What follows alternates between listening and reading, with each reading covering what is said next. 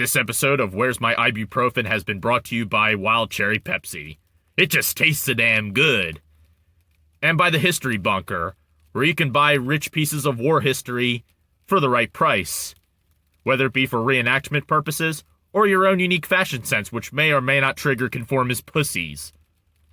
And by Fernando's New Beginnings. Call now at 555-9292. He'll turn an ending into a new beginning. And now for our feature presentation.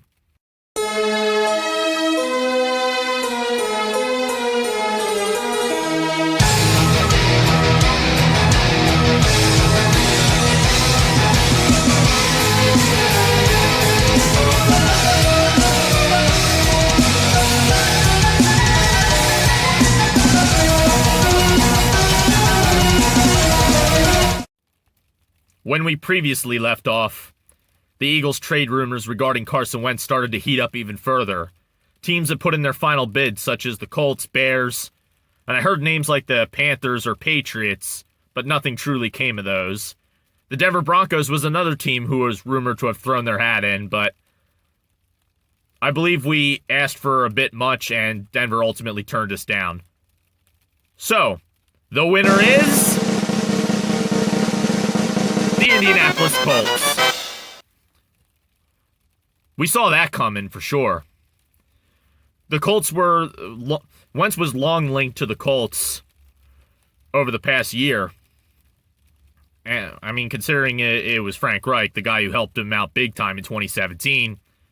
But I thought the Bears were more like... I thought the Bears were going to be the ones to grab him. But they were saying that the Bears were the leading candidate, and I could totally have seen that happening, learning absolutely nothing from their past exploits with quarterbacks who failed with their first team. Granted, it may not have been entirely his fault. I'll get to that later. But, no, Wentz will be rejoining Frank Reich and his butt buddy Press Taylor. Yeah, he ultimately got a job there. Perhaps that played a hand. Perhaps that played a part. So they acquire him for a rather laughable sum. A third-round pick for this year, and a second-round pick for next year, which could turn into a first. That's underwhelming, but one thing you have to remember is the Eagles have committed self-sabotage a number of times during the season when they benched him, and during the past month when they turned down better offers because they wanted that first-round pick so bad, and it just got to the point where they just took whatever the best offer they could get after the fact.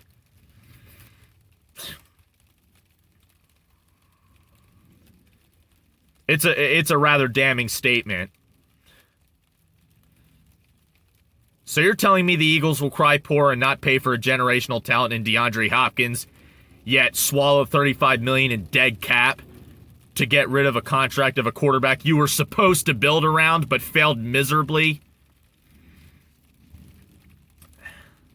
Regardless of how you feel about this, whether you're angry or whether you're happy that he's gone, regardless, what's done is done, and the Eagles are now stepping into even more unknowns. Jalen Hurts now has to prove he can be the guy.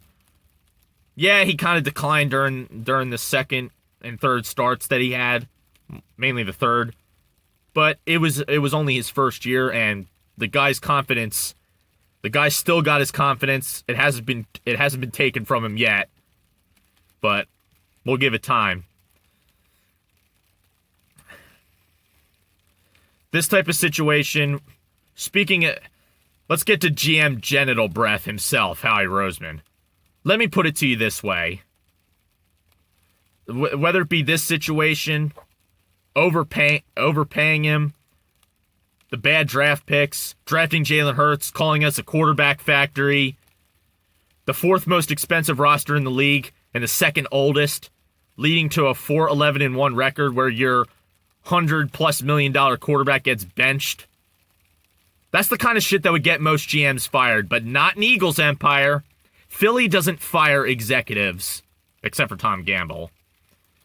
Other than that, they resign, retire, or have their contracts conveniently expire.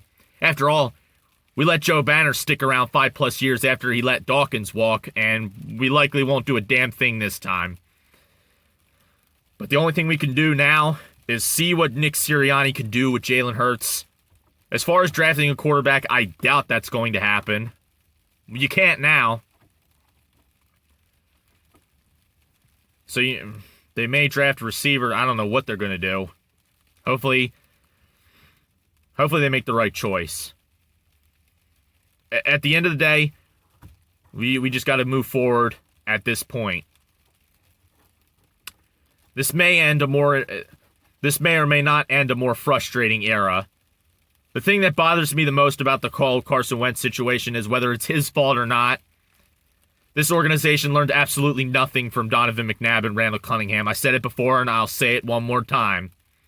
I'll say it once more. Randall Cunningham, they just let him get killed, and then fickle fans ran him out of town. McNabb, same thing. They did the bare minimum. They did the bare minimum to build around him, and they let him get injured, and then they shipped him out.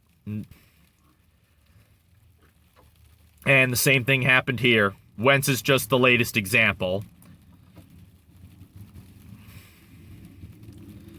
And it almost sounds to me like they let Wentz pick and choose where he wanted to go, considering the circumstances. I would say the real cost of this whole thing is the Philadelphia Eagles revealing themselves to be spineless.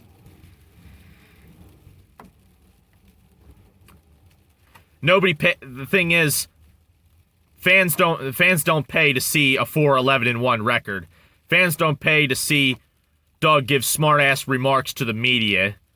Fans don't pay to see Howie Roseman waste a second-round pick on a quarterback or draft J.J. Arcega-Whiteside over DK Metcalf.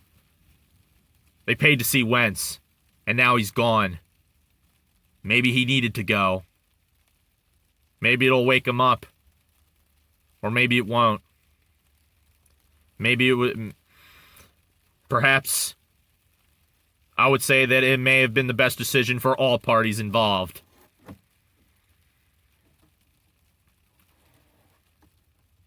But we got to move on. We got to move on with Jalen Hurts. We got to see what he can do.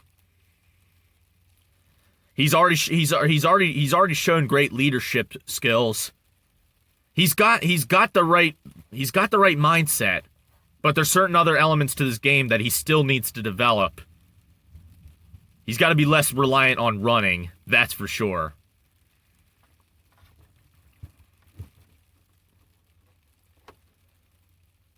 It may only be a matter of time before they ruin him too.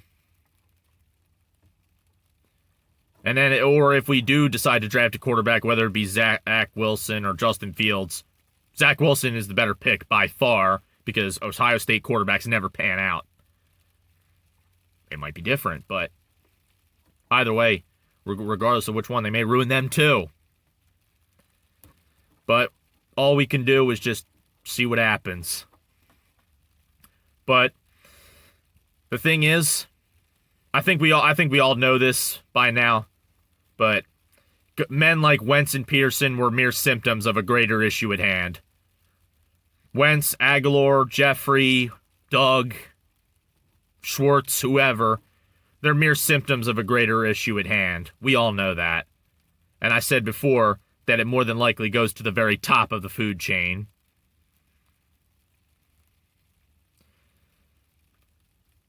Anyway, I gotta get up out of here because I'm hungry again. And I want something to eat. So I may cook some bacon. Because that sounds pretty good right about now. Maybe it'll sound good to you. Anyway, as always, fly Eagles fly. Chin up, motherfuckers.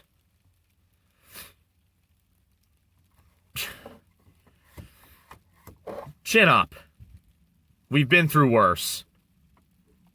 We just gotta see what happens. Don't start throwing in the towel all of a sudden. Please. I know it sucks. I know it's a shitty situation.